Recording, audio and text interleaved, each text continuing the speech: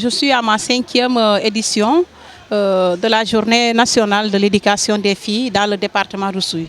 Bien vrai que la Journée nationale de l'éducation des filles n'est pas à sa 5e année, mais dans le département d'Oussouye, je suis à ma 5e année parce que j'ai été l'initiatrice de cette journée dans ce département.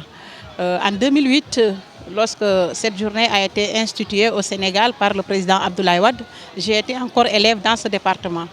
Mais on n'avait pas la chance, mes promotionnaires et moi, de recevoir, d'avoir une cérémonie pareille, organisée par des autorités ou même des personnes pour nous célébrer.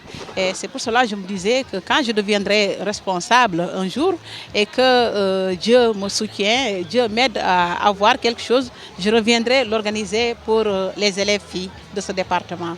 Chose que j'ai faite. Donc aujourd'hui, je suis à ma 5e année.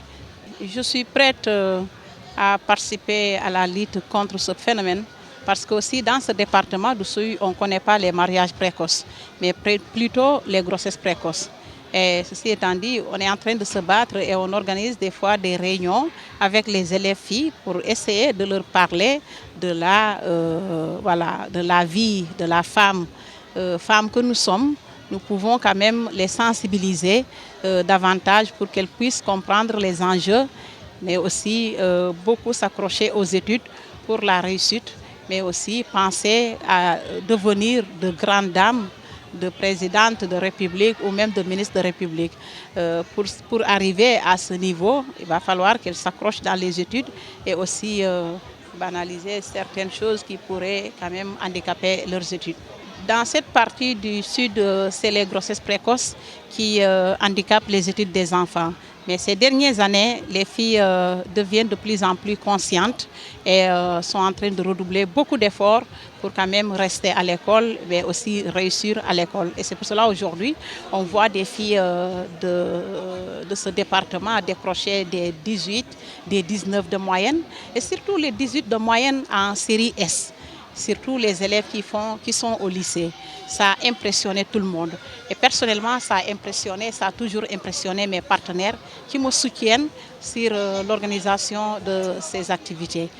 Donc, on s'est engagé, mes collaborateurs et moi, à soutenir l'éducation des filles, mais surtout celles qui sont dans les matières, qui font les matières scientifiques.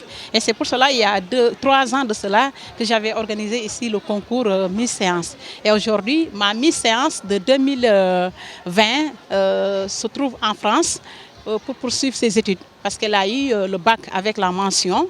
C'est ici même, dans cette cour, que je l'avais primée, que je l'avais couronnée, étant Miss Science du département d'Oussouye.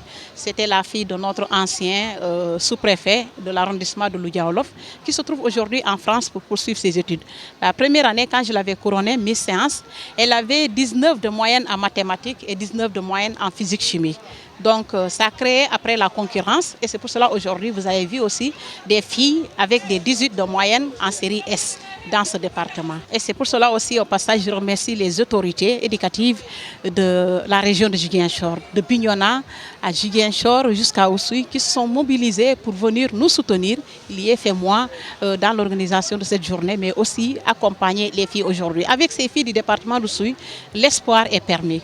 On peut quand même espérer qu'il y aura de grandes dames scientifiques dans la région de Ziguinchor.